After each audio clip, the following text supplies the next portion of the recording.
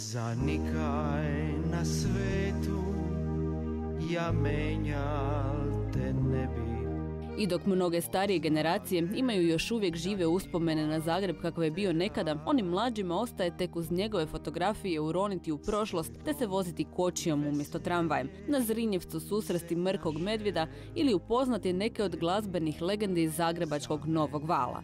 Mijo Vesović je uslikao filigranski pločnici omot albuma od Azere i tu je Štulić stoji i mala djevojčica ga gleda. Dok smo objavili tu sliku na grupi Zagreb volim Zagreb, ja mislim, tu smo potegli raspravu ko je ta djevojčica i baš se Mijo javio i rekao da je ta djevojčica sasvim slučajno prolazila i zastala, pogledala Štulića i on ju fotkao.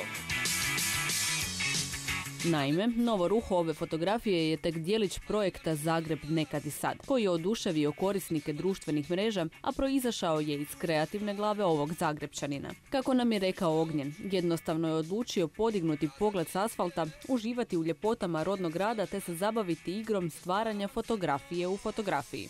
Na jednom portalu sam vidio lika kako filmske lokacije, scene stavlja na trenutne lokacije. I stvarno sam isti čas rekao kako bi to bilo fora napraviti sa Zagrebom.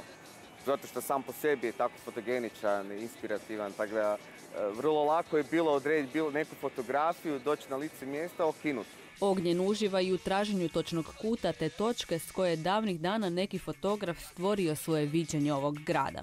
Meni je gušt da se ljudima, sviđa to što radim, tako da već to dovoljna satisfakcija.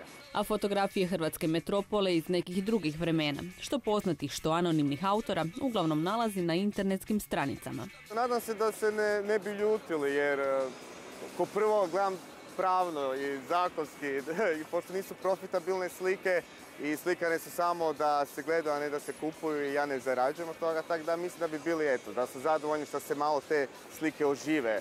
U ovoj igri prošlosti i sadašnjosti Ognjen se služi mobitelom, a ne fotoaparatom, jer na cijeli projekt gleda tek kao na predah od svakodnevnice, a ne na nešto što zahtjeva posve profesionalan pristup. Za razliku od njegova primarnog zanimanja, kreiranja videomaterijala za vlastiti YouTube kanal.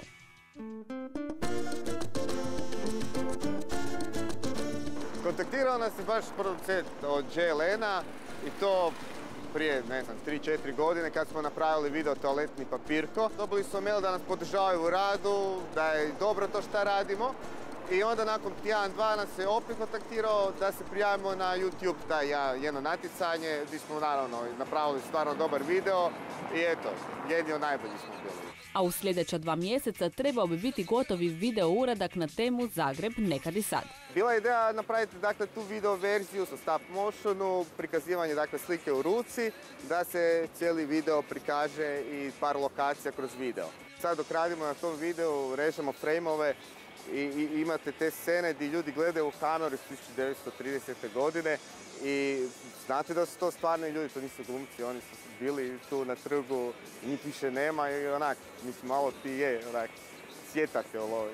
U planirani video biti će uklopljeno čak 2000 fotografija, a Ognjen se nada da će biti viđen u cijelom svijetu, te da će tako u Zagreb i Hrvatsku privući još više turista.